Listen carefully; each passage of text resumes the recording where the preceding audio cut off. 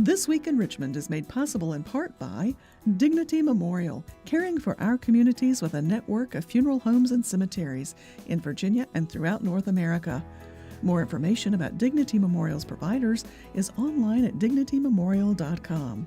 Alpha Natural Resources. Consistent with its running right process, Alpha is an energy company committed to being a leader in mine safety and an environmental steward. We fuel progress around the world. More information at alphanr.com.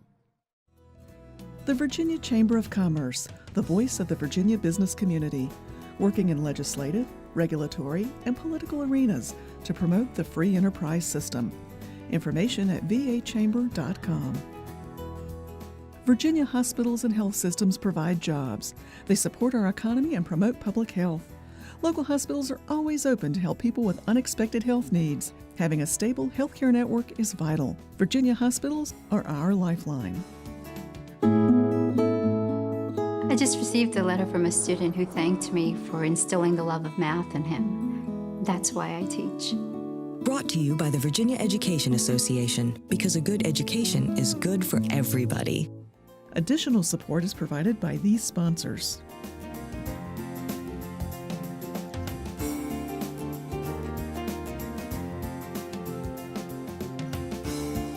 And by the members of Virginia's public television stations. Thank you.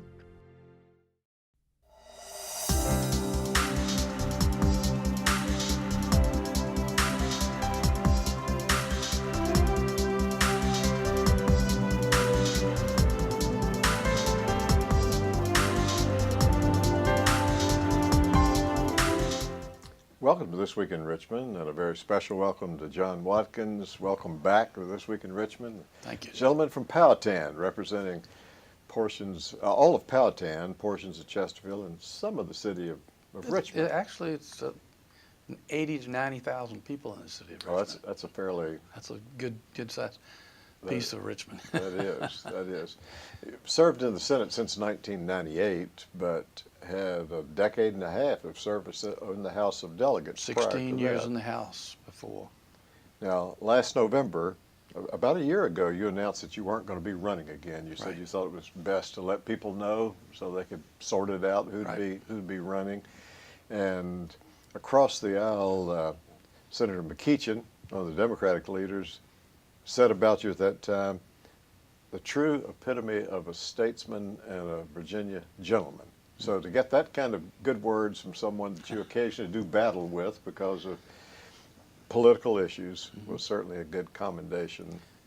Well, and they are kind words, and I'm not sure that I'm entirely deserving of that type of accolade, but you know, it was just, I spent my time in the Senate and the House trying to represent the people of the districts that elected me. Well, you're certainly, Senator Watkins, one of the giants who's retiring with Senator Colgan and Senator Stosh. Right. You, Senator Puller, I mean some of the ones who have the most seniority in the Senate, and then others of your colleagues too. But there are some of you that have the institutional memory and know the process well, and you will be missed. Well, and I will miss a lot of it, but there are parts of it that I won't miss as well. Yes. You know, it's been 34 years of my involvement in the legislature, and you know, I've got 6 grandchildren now, and I want to be a little bit bigger part of their lives, and my wife and I want to take some time and go some places and do some things that we would not otherwise have the opportunity to do. So some regrets, but it was an honored experience. I must say, I feel quite honored to have been there. Well, looking back over the time that you've served, I think about a year ago, as you were reflecting on it, you indicated that probably that Transportation Act was one of the pieces of legislation that you really championed, that you felt good about what had happened. Well, I did, and it we needed, it needed to have been done years before, and the will just was not there. And things like the economy, the downturn in the economy really accentuated the need, because what we found is that in order to accommodate current transportation issues, we were borrowing money. And I will never forget had several meetings with the governor in the lead up to that session. And one of the things that I kept saying to him was, Governor, my children and my grandchildren are going to be paying for these roads, and we're going to be the ones that are using them. And we're still going to run out of money in 2017. So, you know, that dynamic and the economy sort of changed the importance of getting it done. You know, we're thinking about transportation and nothing that you vote on, but we're having this conversation right at the time where they continue to wrestle in Washington about the long-range funding for transportation and infrastructure, which is so critical. And it's everything up there is stopgap. They're kicking the can down the road is all they're doing. You know, they've got temporary funding now that's in place until April, and then it runs out again. And that adversely affects projects here in Virginia and across the country. But they've still got that same mentality that Virginia had with regard to the federal taxes, cents per gallon. And it does not resemble or reflect the changing dynamics of the fuel industry and where it's going to take us. And, you know, it doesn't matter whether you drive an electric car, a natural gas vehicle, or an internal combustion engine. They all have to use the same roads. And so they need to be paid for by all who use them. And whatever vehicles we're driving nowadays, I'm thinking about mine, I'm probably getting at least 50% better gas mileage than I was getting. Maybe more than that, than back in the 80s, the last time you were in the House of Delegates. Right, 1986, when Jerry Baliles. Yeah, when you addressed the transportation needs at that time, and then 3 decades later. It's a long way. Yes, to try to get something done. Right. You know, another one of the issues that I think that you are known for and will be a part of your legacy is the VRS reforms, the Virginia retirement system reforms. Help our viewers understand what the problem was and some of the reforms that were put in place. Well, it was a combination of things. Again, the economy turned sour, and the VRS fund lost a significant amount of its investment income. Usually the investment income is what is used to pay the retirees, and so that it, you know, the fund continues to grow. You know, there had been some changes made earlier back in the 90s. I remember when Doug Wilder was the governor, he wanted to give state employees a raise, and we just didn't. It was one of those downturns in the economy. Didn't have the revenues to do that. So instead, he said, well, what I'll do is I'll let the state pick up the 5% that the employees have been paying out of their paychecks, and that way, you know, they'll get a 5% raise. Well, that sounds great in theory, but it's still money that the state is paying, and what it did is it put in the minds of the state employees the fact that their retirement was a total benefit paid for by the state rather than them being a part of it. So initially, we needed to get that contribution, that piece of it back in play, so that there was some commitment on the part of the employee as well as the state to pay it. And then we made the change as well to use a defined benefit and a defined contribution hybrid, so that part of it was an investment that was made by the employee. And unlike where VRS is right now, if you change jobs, if you move to a non-VRS covered job, you cannot move your retirement.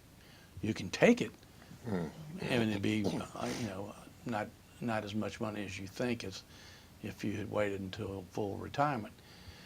But now there's a piece of their retirement that can move with them if they decide to go somewhere else for employment. The third thing that we did is the legislature made a commitment to pay off the money that was owed the VRS fund as a result of not contributing to it in some of those lean years, and that was a total of about $600 million plus interest. So it's taken a few years, and we also moved to make sure that we put in 100% contribution for what the VRS board felt like would be the right rate to be applied to VRS employees. So it was a combination of things that we did, but that changed the S&P's view of where the VRS was and where Virginia was in terms of their bond rating system. And they in essence told us that, well, if you stick with what your plan shows, you will maintain that AAA bond rating. And so that's what we did. With any number of retirement systems around the country, state retirement, some of them I think are local or major metropolitan areas being in trouble. It must make you and your colleagues feel good that you have the VRS, the Virginia Retirement System, on some sound footing now that really will, for those that are paying in right now, that they shouldn't be fearing, will it be there for me? Right. Well, it's a lot more stable than many of the large systems in other parts of the country, California, Chicago, Illinois. They have big problems trying to meet those payments, and I'm just glad that we're not there. Right. So. Yes. Through the years, you've seen the challenges, and I think even when you announced your retirement, you were reflecting on some of those changes. Having a citizen legislature, and particularly after the court decision thus far, I would say, but because there's still to be further review that affected the former governor, that it's extremely difficult for people to have jobs and be in the legislature, but the pay, I mean, if back when you started, if there could have been some system set up that just had the salary adjusted by the cost of living over those 30-some years, it would probably be the minimum of what it should be. But it's to have people getting 18, or even if you count the other 15, 30-some $1,000 for this job that you all do, that unless people are retired or have some other means, they've got to have a job. Sure. And so reflect with us some about the challenges of maintaining a citizen legislature. Well, I think the federal court's ruling only created a bigger problem in terms of citizen legislators. I recognize that the interpretation of honest services, particularly for someone in an executive position, was, it needs to be a strong, rigid performance standard there. But when you rule on something like that, you're not only talking about like a governor who is a full-time job. Yes, right. But you're also providing an interpretation for all of us who are in citizen legislatures. And, you know, for myself, for example, I'm downtown working. Well, now it's more like a full-time job, but it used to be that, you know, you were down here for 2 or 3 months. Right. And then occasionally interspersed during the balance of the year. Well, the rest of that time, you're out working. And a lot Yes. of the relationships, a lot of customer relations, a lot of, you know, like for me, the nursery industry. I served on a board for the Southern Nursery Association, which represented 17 states in the southeastern United States.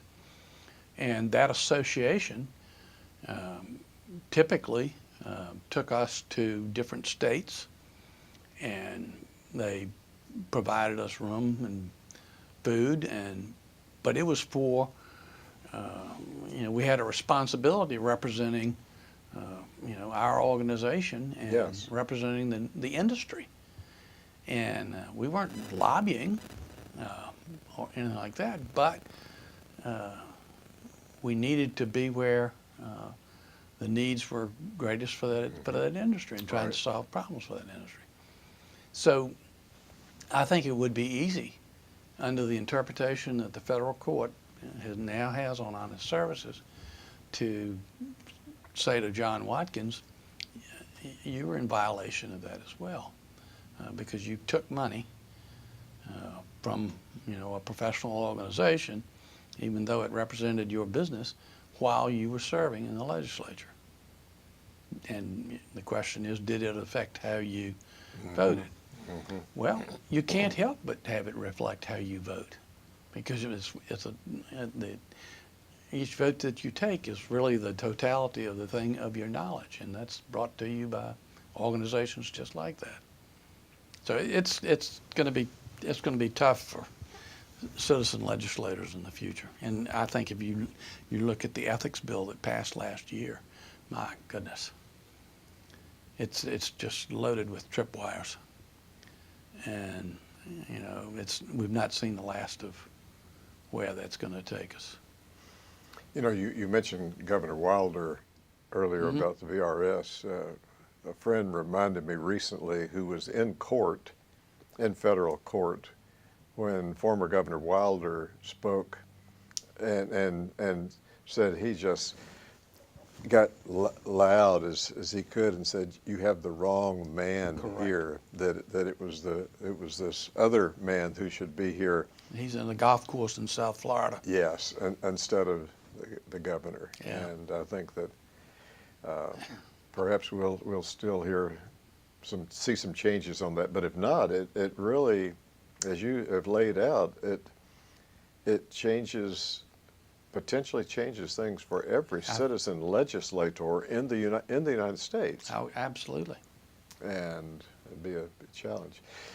Another subject, and one that you worked on but didn't get resolved. It did on one vote in the Senate, and that was Marketplace, Virginia. As you prepare to leave the Senate of Virginia, reflect with us some about your perspective on then, and maybe even now if it's changed, on Virginia's need to expand health care. Well, the problem is not going to go away on its own.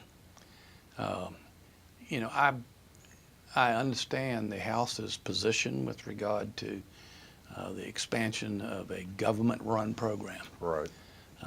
I don't think that Social Security system and the Medicare system are good examples of, you know, how to run it right.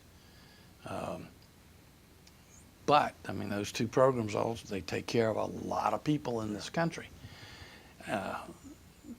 To open up a third government-run program, I think would be difficult to manage from a financial standpoint going into the future.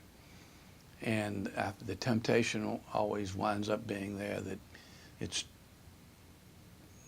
not well run enough to restrain the cost like it needs to be restrained. So until the governor really gets away from his insistence that Medicaid, the whole national program, be accepted, and that we really pursue the problem, solving the problem, and the problem being providing adequate health care to those in need of health care that can't otherwise afford it. The system we've got right now is just broken. It's, you know, I serve on the board of a hospital, and you know, those beds in those emergency rooms, they cost in the order of $25,000 or $30,000 a day to operate. And so when you start using them for primary care, Right. that adds up real fast. And I am mighty afraid that in the next 5 years, if we don't make some adjustments, that you will see, particularly healthcare in rural Virginia, the hospitals will have to shut down. We've already had a couple of examples of it. So then what are you going to do? So when those beds are used, as you said, in the emergency room, somebody's paying for that. Absolutely. I serve on the CJW, Chippenham Johnson Willis Board. It's a combined hospital system under HCA. We see 120,000 patients a year through the emergency room. 120,000.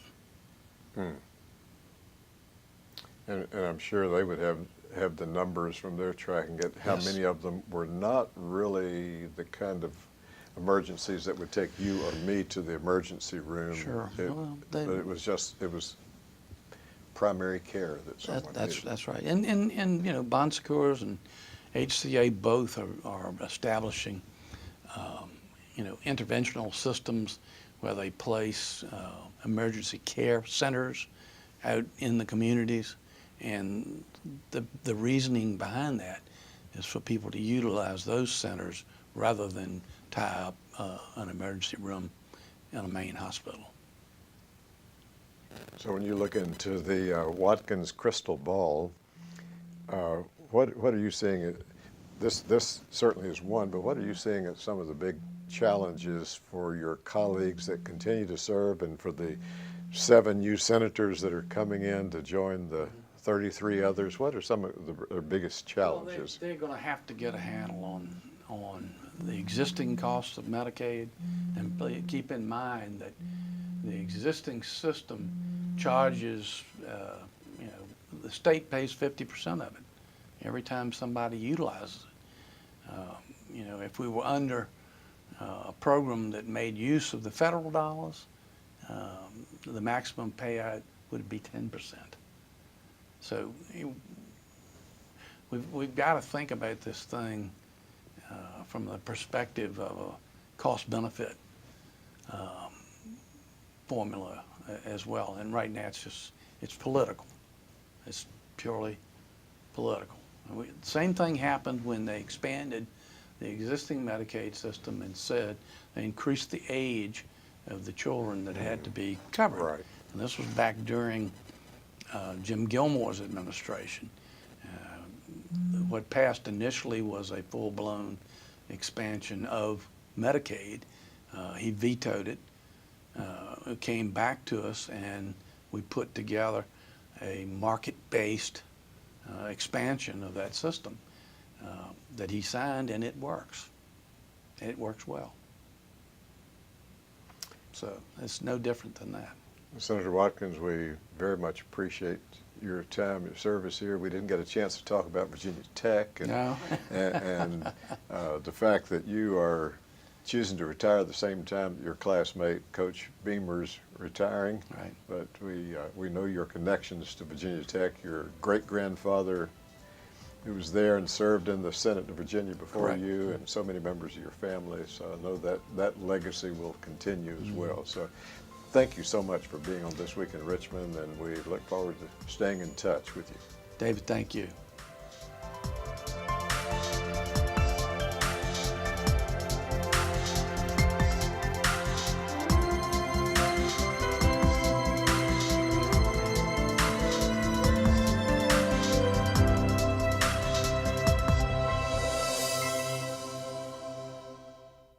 This Week in Richmond is made possible in part by Dignity Memorial, caring for our communities with a network of funeral homes and cemeteries in Virginia and throughout North America.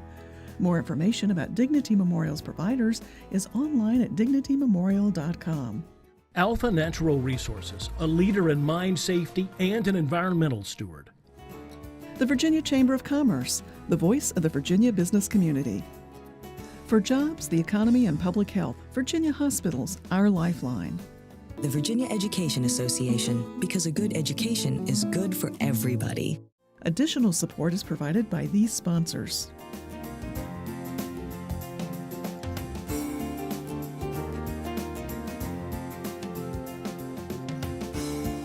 And by the members of Virginia's public television stations. Thank you.